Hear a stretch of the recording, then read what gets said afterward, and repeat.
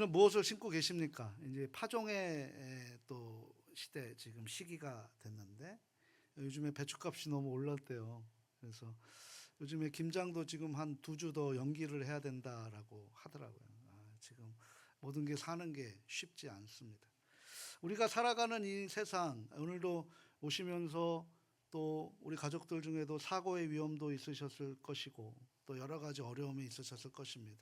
또 최근 한 몇 주 전에 우리 또 어른이신 정남조 또 어른께서 계단에서 또 우리 입구 계단에서 또 넘어지셔갖고 그나마 다행히 크게 안 다치셨던 거여서 굉장히 마음에 있었지만, 이런 사고 사건들이 우리에게는 바로 우리 주변의 이야기들이라고 할 수 있죠. 그래서 최근에 안타까운 사고들을 한번 확인을 해봤습니다. 먼저 2023년 3월에 안산이라는 곳에는 시화공단이 있는데, 그곳에는 많은 그 세계 다문화 가족들이 살아가는 곳이에요. 그곳에 나이지리아 가정이 또 한국에 와서 또 돈을 열심히 벌려고 그러다가 아빠하고 엄마는 이제 3교대로 인해서 저녁에 밤새 일하고 돌아왔는데, 집에 와서 보니까 그 가정에 불이 나가서, 그래서 그 가정의 아이들 4명이 그 자리에서 또 불에 타 죽는 안타까운 일이 있었습니다. 또 가까운 지난달 9월 달에 9월 19일 날 새벽에 서울 강서구 한 주택에서 이른 새벽에 화재가 발생해서 3명의 가족이 목숨을 잃는 안타까운 사고들이 바로 우리 주변에 가까이 있습니다. 우리 대전에도 여러 가지 일들이 있는 것 같습니다.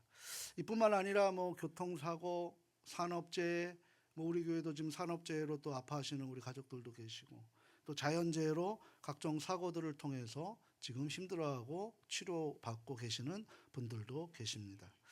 이런 것을 통해서 우리 가족들과 함께 아픈 사연들을 우리가 듣게 되는데요. 이런 사고를 접할 때마다 그것이 남의 이야기가 아니라 내 이야기, 우리 가족의 이야기, 그리고 우리의 이야기처럼 들려지다 보니까 슬픔이 적잖지 않게 우리의 마음을 낙심하게 만드는 것 같습니다. 왜냐하면 사람이 산다는 그 환경이나 상황은 거의 다 대동소이하기 때문이죠. 비슷한 일들을 경험하기 때문입니다. 어디 이뿐이겠습니까? 우리가 살다 보면 우리 주변에 낙심하게 만드는 일이 정말 말도 안 되게 많이 있더라는 그 사연들을 다 들으면 너무나 정말 힘들고 어려운 삶을 우리가 살아가고 있다라고 생각하게 됩니다. 근데 그게 시대를 불문하고 항상 있었던 거예요. 그러니까 우리 안에 살아가는 모든 시대, 죄가 있는 이 시대 안에 낙심이라는 것이 한 번도 없었던 적이 없다는 거죠. 그런데 그 낙심을 우리는 어떻게 이겨나가야 될 것이냐라는 것이 바로 믿음의 신앙의 힘인 줄 믿습니다. 한 또 안타까운 또 사고, 사연을 하나 좀 말씀을 드리려고 하는데요. 지금으로부터 320년 전 이야기죠. 1704년 전의 이야기인데, 그 당시 1704년 정도 됐을 때는 1517년, 우리가 다음 주가 종교개혁주일이거든요. 1517년 전에 1704년에 이제 그런 일들이 벌어지면서 종교전쟁을 했습니다. 종교전쟁을 통해서 이전에 구교인 카톨릭과 또 신교인 개신교의 또 이런 싸움으로 인해 30년 동안의 종교전쟁이 벌어져 있었던 거예요. 그러니까 얼마나 많은 교회들이 핍박을 당했고 그 믿는 신앙인들이 많은 죽음을 당했던 거죠. 그러다 보니까 주변에 교회가 점점 사라져가는, 교회가 없는 상황에 지금 가장 영적 암흑기에 있었던 시대의 이야기입니다. 그 전쟁의 아픔과 기독교 탄압의 고통을 통해서 통나무 움박에 종탑도 없이 그저 흑벽 교회를 복음을 전했던 한 목사님이 계셨는데, 그 목사님의 이름이 슈몰크 목사님입니다. 슈몰크 목사님은 이제 자신이 섬기는 교회뿐만 아니라, 우리로 얘기하면 이 대전 지역의 서구 지역에 교회가 없는 거예요. 그러니까 어떻게 하겠습니까? 복음을 전하기 위해서 그 36개가 되는 마을을 지금 그 목사님이 혼자 모든 복음을 감당하고 있는 거죠. 정말 열심히 복음을 전했습니다. 그런 어느 날 교회에서 멀리 떨어져 있는 마을에 가서 복음을 전하고 돌아오셨는데, 그만 집과, 그러니까 사택과 교회가 화재가 난 거예요. 근데 그 목사님에게는 두 아들이 있었습니다. 순간 아이들이 안 보이는 거예요. 그래서 정말 아이들을 목 놓아 목사님과 사모님이 막 찾아 헤맸는데, 그래서 잿더미에 있는지 알고 막 정신없이 찾았는데 두 아이가 그 잿더미에서 발견됩니다. 그것도 두 아이가 두려워서 서로 껴안고 있어서 살이 붙어서 그렇게 함께 그 죽음을 맞이하고 있는 그 모습을 보게 된 것입니다. 그래서 정말 이 목사님 부부는 얼마나 마음이 무너지겠습니까? 자식을 앞서 보내는 마음, 그걸 정말 당해보지 않은 분들은 이 마음을 알 수가 없는 거죠. 목사님은 그 붙은 아이를, 그 시체의 죽음을 무릎에 안고 한동안 하나님을 향해 원망했습니다. 그렇게 한참 동안 눈물이 마를 정도로 울부짖다가 목사님은 결국 이 모든 것도 다 하나님의 뜻이라는 사실을 성령의 감동으로 그 모든 슬픔 위에 그 성령이 임재하는 것을 느꼈던 거예요. 그래서 한탄의 소리가 하나님 앞에 올려드리는 기도의 소리가 됐고, 그 기도의 소리를 시로 적었고, 그 시로 적었던 것을 나중에 찬양이 되어서 그걸 노래로 부르면서 지금 오늘 우리들에게 알려지는 549장의 내 주여 뜻대로 행하시옵소서라는 찬양 가사가 됐습니다. 가사가 이런 거예요. 내 주여 뜻대로 행하시옵소서.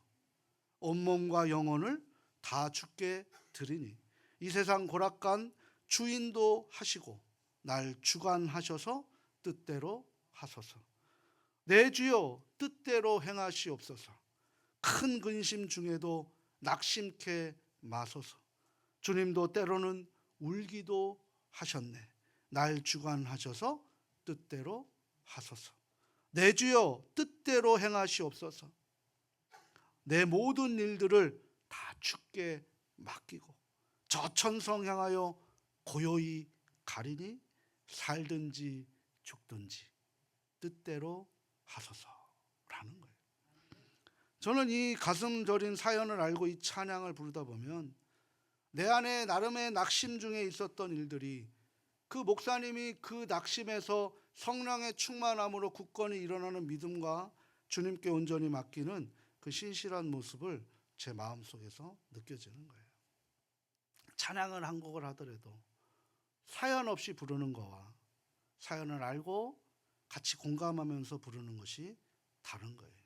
우리 분야일 찬양대뿐만 아니라 우리 모든 찬양단들도 그 찬양곡 하나하나에 우리가 어떤 마음으로 그것이 쓰여졌는지를 묵상하고 준비하고, 우리도 마찬가지죠.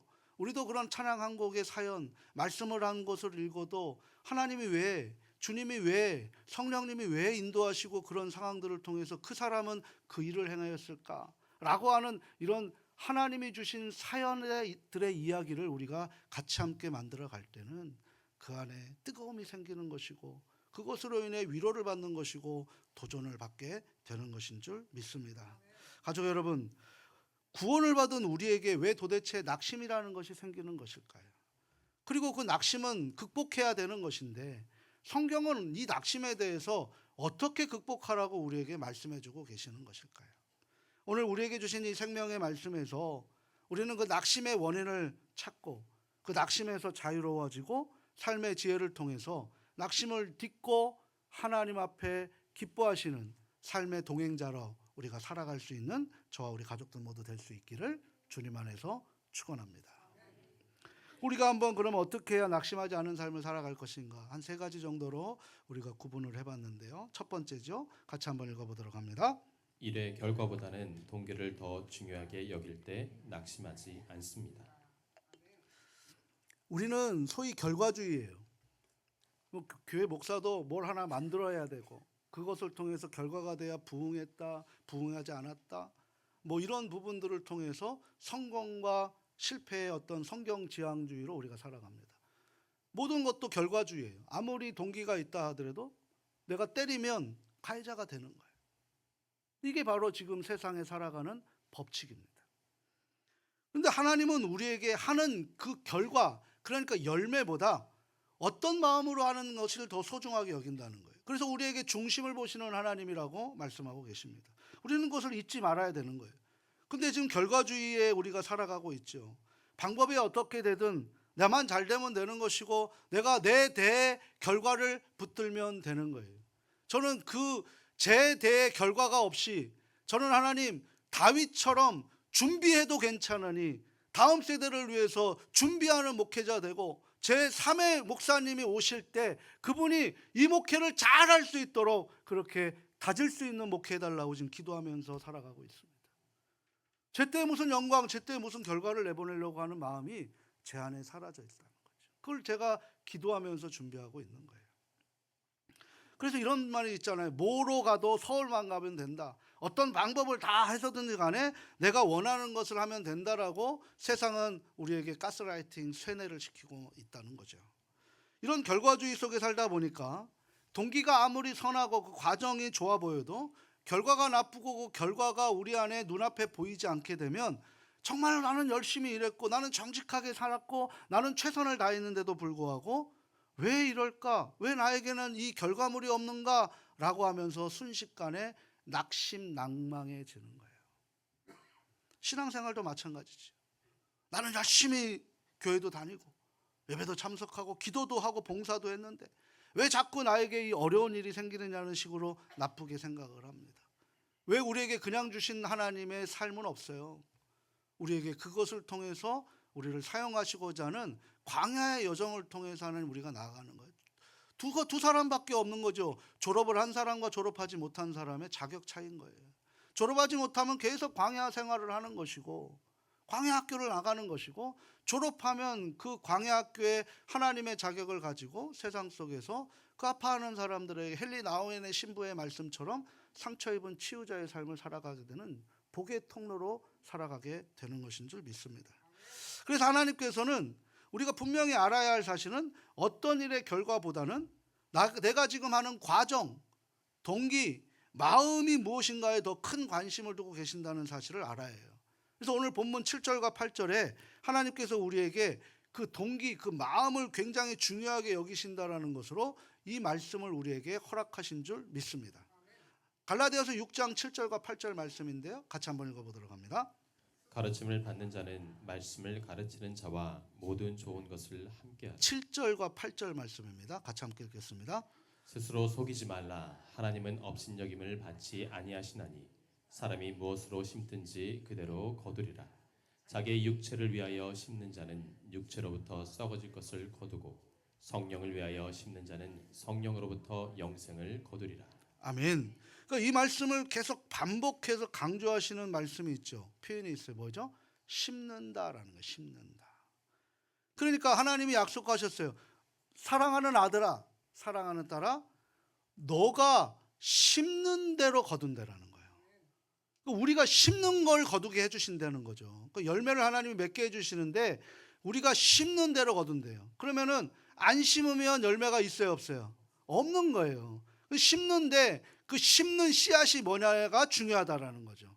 안 심으면 없는 거고 심어야 되는데 뭘 심을 것이냐가 중요하다라는 거예요. 그러니까 핵심의 결과는 뭐예요? 결과에 있는 게 아니라 동기와 마음에 있다는 거예요. 제가 방금 말씀도 드렸지만 우리 교회가 다음 세대를 통해서 30년, 40년도에 우리 교회가 진짜 처음에 시작했던 작은 자가 천국을 이루고 약한 자가 강국을 이루는 그런 모습으로 다음 세대가 더 부흥하는 모습이 있다라면 제가 은퇴를 하더라도 제가 여기에서 목회를 내려놓는다 하더라도 하나님이 기뻐하시는 열매를 보는 거 아니겠습니까?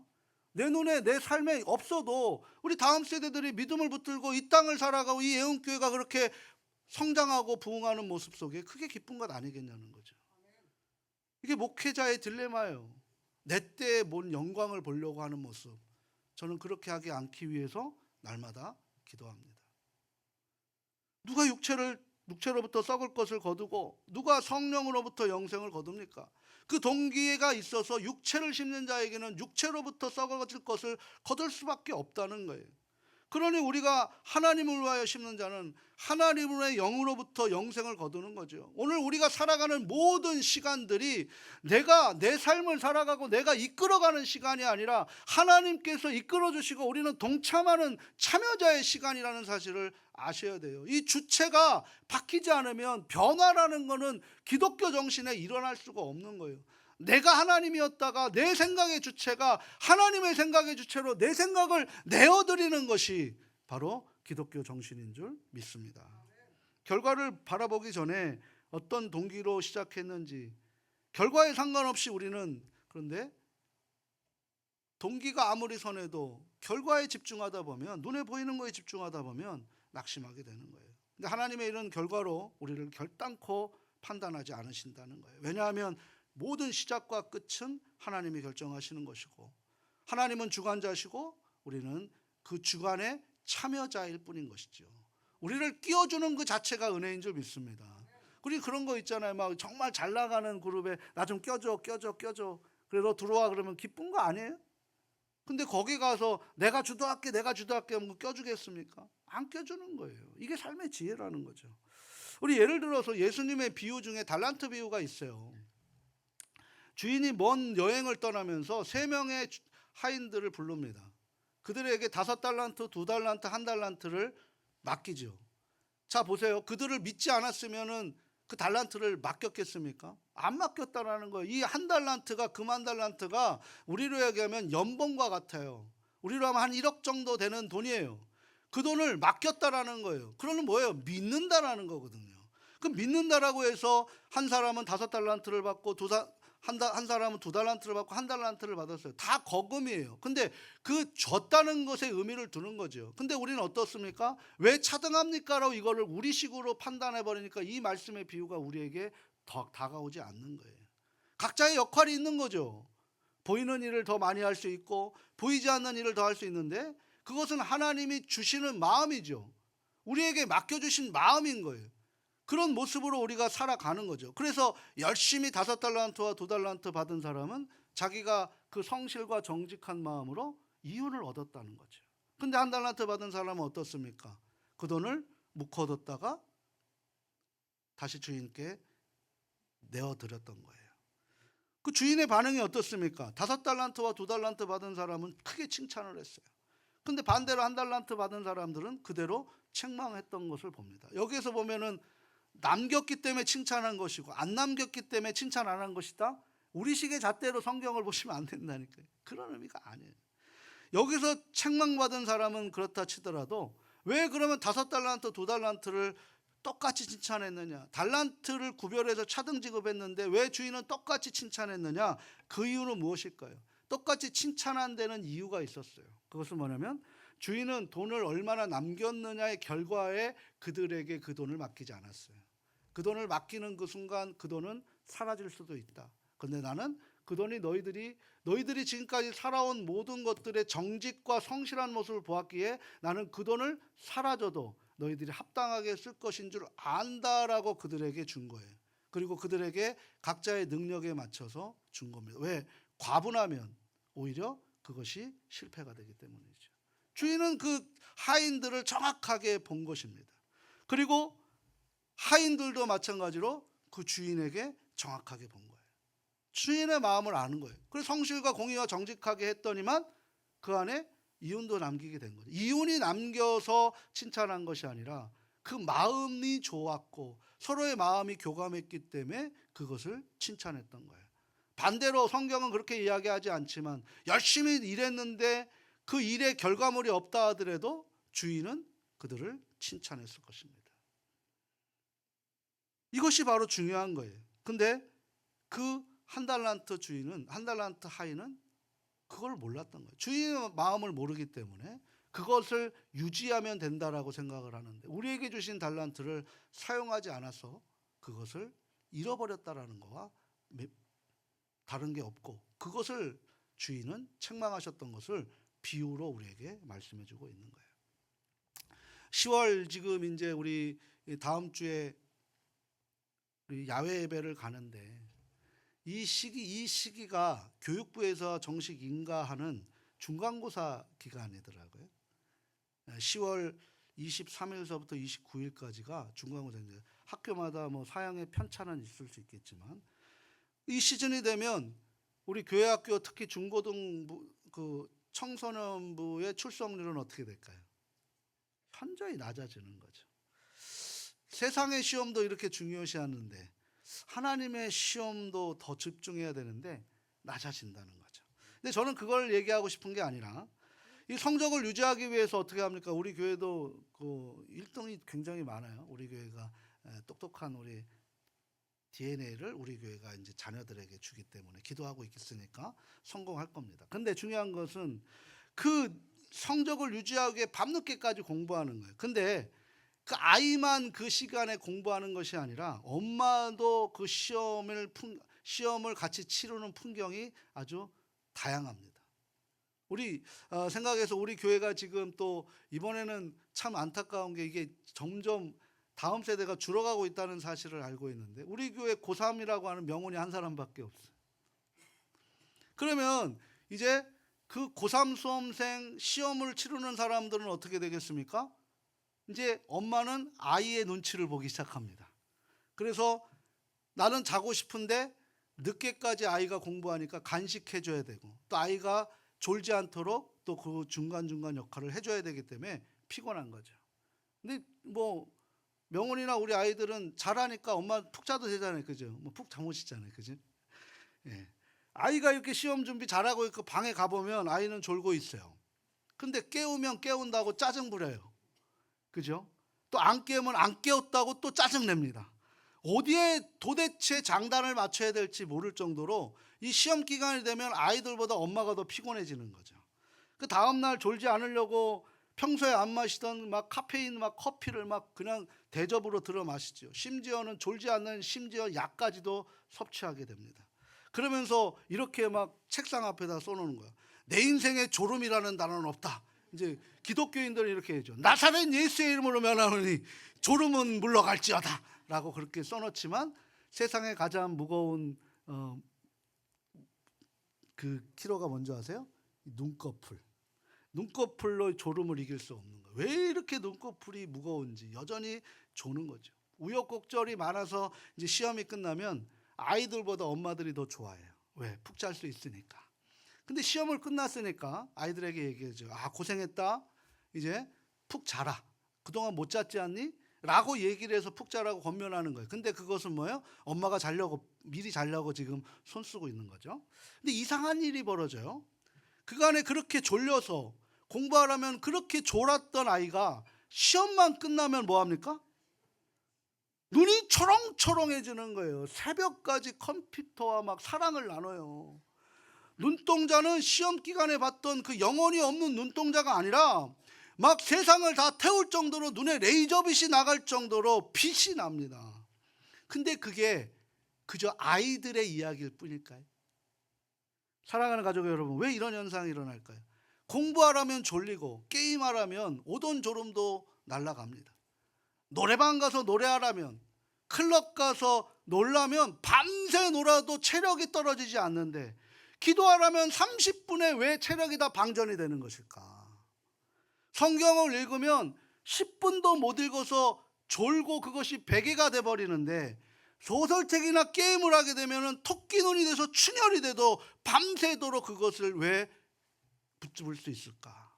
예배 시간 1시간 앉아있는 거 시간이 힘들어도 야외에서 그 뜨거운 운동을 하면서 살갗이 다 벗겨지고 막 시커멓게 되는데도 끄떡없는 거예요. 끄떡없는 거예요. 왜 그럴까? 이것을 사도 바울이 우리의 연약함을 바로 자신의 고백처럼 그렇게 답을 찾아서 우리에게 알려줍니다. 이게 뭐냐면 오호라 나는 참 공고한 사람이로다. 마음에 원하는 선한 일을 하지 못하면서 마음에 원치도 않는 악한 일을 잘도 하는구나. 누가 이 연약한 사망의 몸에서 나를 건져낼 수 있을까? 사도 바울이 이런 거예요. 자기가 원하는 그러니까 선한 것은 뭐냐면 하나님이 기뻐하시는 일이 마음에 있어요. 근데 제대로 안 되는 거예요. 그 마음에 그 원하지 않는 하나님이 기뻐하시지 않는 일들이 있는데 그것이 내가 즐거워하는 일이기 때문에 쉽게 하는 나의 연약한 실체를 자신이 오호라 사망의 몸에서 누가 나를 건져내지 못하면 나는 여기서 빠져나올 수 없다라는 거죠. 그래서 우리의 연약함을 너무나 잘 알고 계신 주님은 우리의 마음은 원하는데 육신이 약한 존재라고 마태복음 26장 41절에서 우리를 명확하게 판단해 주셨습니다. 그래서 우리는 우리의 연약함을 너무나 잘 알고 있기 때문에 하나님께서 우리에게 기대하는 것은 하나도 없어요. 너희들이 한 것을 내가 기뻐하는 게 하나도 없고 뭐 하는 거예요? 나를 따라오는 것, 나를 의지하는 것을 기뻐한다라는 거예요. 그리고 모든 것을 하나님의 몫으로 돌리는 거죠. 책임도 하나님이 지시는 거예요. 자꾸 우리가 책임지려고 하고 내가 감당하려고 하니까 힘들고 낙심이 되는 거죠. 하나님이 책임지시는데 뭐가 어렵고 힘들겠습니까? 그러니까 이 시간 낙심하게 만드는 것이 어떤 일인지 한번 생각해 보시기 바랍니다. 나는 이 땅을 살아가면서 지금 예수님을 만나고 살아가면서 나는 내 마음에 어떤 마음으로 살아가고 있는가? 뭐가 우선인가? 그 동기가 선했다면, 순수했다면 그 일이 원하지 않는 결과를 얻어도, 원하지 않는 결과를 얻지 못해도 뭐합니까? 우리는 낙심하지 말아야 된다는 거예요. 왜냐하면 우리가 믿는 하나님은 우리의 마음을 중요시 여기시는 분이기 때문에, 그래서 반드시 그 동기대로 선한 열매를 풍성히 맺게 해주시는 줄 믿으시길 바랍니다. 이 사실을 믿을 때 우리는 낙심의 삶에서 자유하는 삶으로 바뀔 수 있게 되는 거예요. 두 번째 한번 볼까요? 같이 한번 읽어보도록 합니다. 뿌린 씨앗을 거두기까지는 기다림의 시간이 필요함을 알아야 합니다. 신앙은 기다림이에요. 우리 예수님 오시는 날 기다리는 거 아닙니까? 기다리는 거예요. 기다리는 것. 우리가 낙심해서 자유로울 수 있는 것은 오늘 9절에서 이 사실을 분명하게 바울은 이야기하고 있는데요. 갈라디아서 6장 9절 같이 함께 읽어보도록 하겠습니다. 우리가 선을 행하되 낙심하지 말지니 포기하지 아니하면 때가 이름에 거두리라. 아멘. 여기서 뭐 하지 아니하면? 포기하지 아니하면. 지금 포기를 언제 쓴다 그랬어요? 이때 쓴다 그랬어요. 이때 배추 셀 때. 그때 외에는 포기하는 것은 없는 거예요. 왜? 주님이 우리 포기했습니까? 포기하지 않았잖아요. 그러니까 이 말씀대로 씨앗을 뿌리고 거두기까지는 아무리 피곤하고 지치고 힘들어도 기다릴 줄 아는 지혜, 이게 산소망이라는 거예요. 산소망. 그때 이 산소망이 있을 때 내가 지금 지옥의 길에 있다 할지라도 주님의 지팡이와 막대기가 나를 안위하게 하신다는 거예요. 사랑하는 가족 여러분, 하나님께서 사람을 무엇으로 심든지 그대로 거두시겠다고 오늘 본문 7절에서 말씀하고 계세요. 그러면 과연 나는 살면서 어떤 씨앗을 지금 심고 있는가? 이걸 우리가 점검해야 되잖아요. 심지 않으시면 상관없어요. 심지 않으시면 열매도 뭐 기대할 필요 없는 거죠. 근데 심는단 말이에요. 말을 하시잖아요. 말 안 하시는 분 없잖아요. 말을 하시면 말의 씨앗을 지금 심고 계신다는 거예요. 어떤 씨앗을 심고 있는가? 성경은 이것에 대해서 굉장히 중요하게 생각을 하고 계시는데요. 말의 영향력에 대해서 이렇게 말씀하고 있어요. 대표적으로 두 구절만 찾아봤습니다. 잠언 18장 21절 말씀이에요. 같이 한번 읽어보도록 합니다. 죽고 사는 것이 혀의 힘에 달렸나니 혀를 쓰기 좋아하는 자는 혀의 열매를 먹으리라. 아멘. 잠언 21장 23절이죠. 같이 함께 읽어보도록 합니다. 입과 혀를 지키는 자는 자기 영혼을 환난에서 보전하느니라. 아멘. 환난에서 어떤 말을 해요? 우리가 환난에서 고통 중에 어떤 말을 해요? 막 기쁨의 말을 해요? 불평의 말을 해요? 그걸 뭐 하라는 거예요? 지금 지키는 자가 뭘 한다고요? 환난에서 이겨나간다는 거예요. 가족 여러분들은 말에 어떤 씨앗을 뿌리고 있나요? 아무리 어렵고 힘들어도 긍정과 희망의 씨앗을 심어서 하나님께서 그 열매를 그대로 맺혀주실 거라는 것을 믿고 미리 감사하고 기쁨으로 참여하는 거예요. 감사는 주신 것에 감사하는 것이 아니라 주실 것에 미리 감사하는 게 그리스도인의 감사예요. 지금 그 감사하고 계십니까? 그 씨앗을 지금 심고 계십니까? 그대로 믿을 거를 믿으십니까? 내가 지금 오늘 이 자리에서 준비를 하도 이것이 내 생에 아니더라도 이것이 주님께서 이끌어 주실 거라는 걸 믿으십니까? 그럼 다음 세대를 위해서 기도해야죠. 다음 교회를 위해서, 다음 나라를 위해서 우리가 할 수 있는 건 모든 거는 준비해야 되는 거죠. 다윗이 그것을 억지로 했습니까? 기분 좋게 했습니까?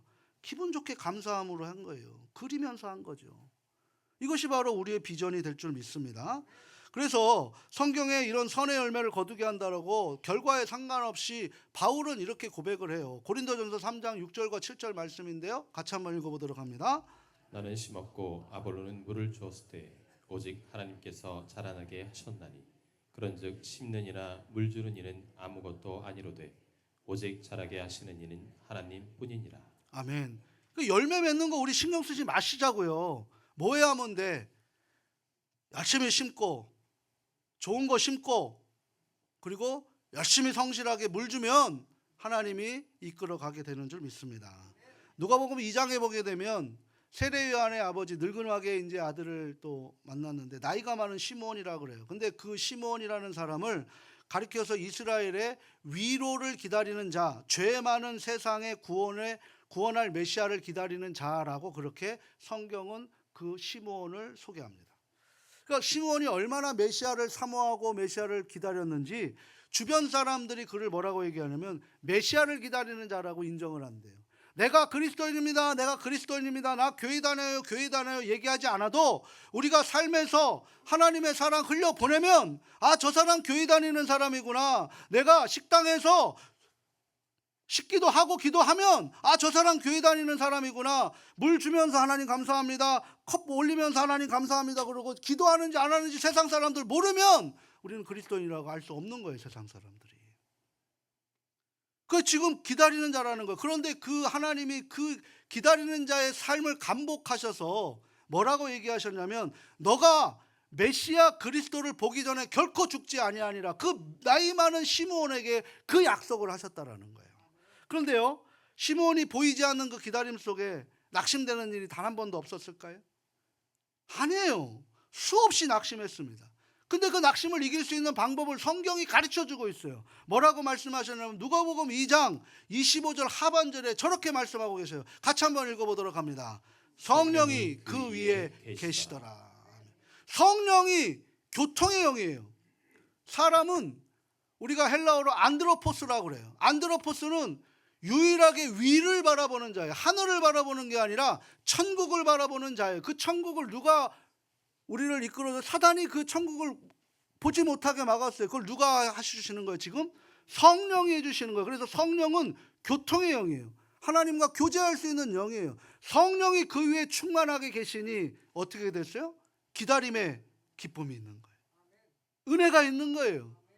그러니까 우리는 신앙인이 되는 거예요. 이번 주 금요일 날 우리가 했던 것처럼 종교인이 아니라 신앙인으로 살아가게 되는 거예요. 뭐예요? 낙심하고 염려해도 내가 판단하는 것이 아니라 성령님께 의지하니까 성령님의 감동을 받고 그 간구로 성령 충만한 삶을 살아가는 거예요. 힘들면 뭐 해야 돼요? 기도해야죠. 자꾸 생각을 하니까 자꾸 내 생각을 가지고 모든 것을 판단하니까 자꾸 오해가 되는 것이고 섭섭한 마음에 들어가는 것이고 모든 게 다 싫은 거예요. 그렇게 모든 게 다 싫은 거예요. 근데 그것을 다른 사람이 나를 평가한다고 생각해 보세요. 내가 그러면 그 삶을 살아갈 때 힘들지 않겠습니까? 내가 다른 사람을 그렇게 평가할 때 그 사람이 힘들어할 것이라면 그 사람이 나를 평가할 때 내가 힘들어하는 걸 생각해 본 적이 없냐는 거예요. 남을 생각하면서 살아야지 항상 나를 생각하면서 사니까 우리가 상처를 주고 상처를 입고 살아가게 되는 거예요. 말 한마디를 하더라도 그 사람이 그것을 알아듣지 못하면 하지 말아야 되는 거잖아요. 기도하면 되는 거잖아요. 이렇게 기다려야 되는 거예요. 기다려야 되는 거. 그 기다리는 그 우리에게 항상 좋은 일만 있겠습니까? 수시로 우리를 실망시키고 낙심하는 만드는 일이 너무나 많은 거예요. 그러나 때가 이르면 반드시 우리가 심은 것을 하나님이 거두게 해주신다라고 약속해 주셨으니까 그 약속 믿고 오늘을 견뎌나가는 것이 신앙인인 줄 믿습니다. 오늘 이러한 삶의 지혜가 있기를 바랍니다. 마지막 세 번째 한번 또 읽어보도록 합니다. 같이 함께 읽겠습니다.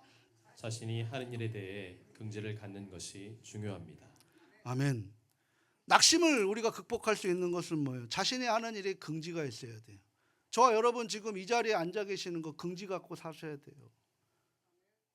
우리를 통해서 세상의 소금과 빛이 되는 거예요.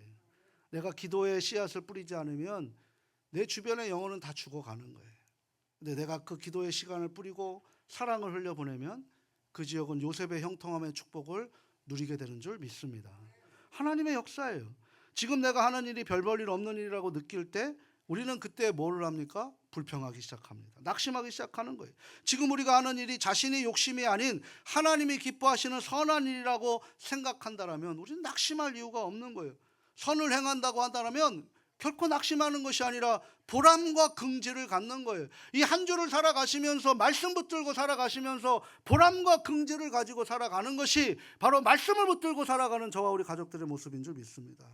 여기에서 정말 중요한 것이 있어요. 그런데 성경은 어떤 큰 일을 할 때 선한 일이라고 하지 않아요. 뭐 홍해를 가르거나 여리고성을 무너뜨리거나 질병을 치유하고 죽은 자를 살려내고 귀신을 축출하는 것, 그걸 선한 일이라고 하지 않아요. 이름도 없이 빛도 없이 자신의 주어진 자리에서 꿋꿋이 하나님의 말씀에 순종하며 나아가며 그 모습을 통해서 내 가족들에게, 내 이웃들에게 그 성실과 공의와 정직한 모습을 보여주는 것, 내 입에서 남을 탓하는 소리가 아니라 남을 세우는 소리를 하면서 사는 것, 이것이 바로 하나님이 기뻐하시는 삶인 줄 믿습니다. 그 안에 자부심이 느껴야 되고 긍지가 있어야 된다는 거예요. 그러다 보니까 어떠십니까? 그게 사라져 버리니까 자꾸 뭘 하게 되면 비교하게 되는 거예요. 사탄이 우리에게 가장 넘어뜨리게 만드는 게 뭔지 아세요? 비교예요. 비교하다 보니까 자신감을 잃어버리는 거죠. 남이 하는 일을 크고 좋게 봅니다. 근데 남이 하는 일을 크고 좋게 보일 때 우리는 순간적으로 낙심하게 되는 거예요. 가족 여러분, 기억하시길 바랍니다. 선한 일이라고 한다는 것은 하나님 나라에 보게 되면 다 똑같은 거예요. 목사만, 말씀을 전하는 목사만 더 크게 선한 일을 하는 게 아니란 말이에요. 남이 하기 싫어하고 모든 일을 아무도 모르게 성전에서 쓸고 닦고 하시는 분, 똑같이 하나님이 선하게 보시고 오히려 그 사람들을 더 하나님이 높게 보시는 줄 믿습니다.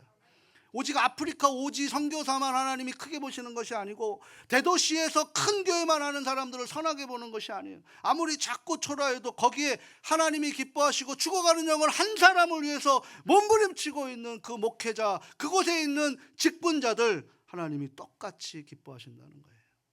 집에서 뭐 밥만 하시는 사람이 뭘 할 일이 있다고 밖에 나가 일하는 사람만 선한 게 아니에요. 집안에서 아이돌 보고 설거지하고 빨래하는 것도 선한 일입니다. 소중한 일이에요. 그것 때문에 가정이 안정이 되는 거예요. 하나님이 그것을 기뻐하시는 거예요.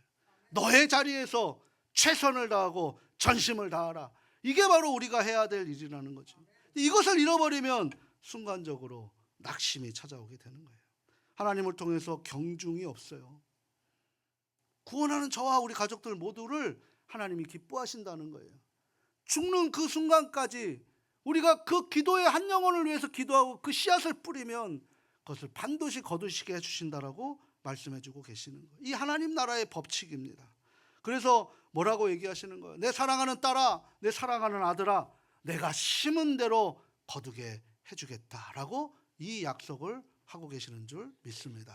사랑하고 소중하고 존경하는 가족 여러분, 모두 힘내십시오. 지금 우리의 손에 꼭 잡고 계시는 하나님의 그 사랑과 은혜를 우리가 느끼지 못하십니까?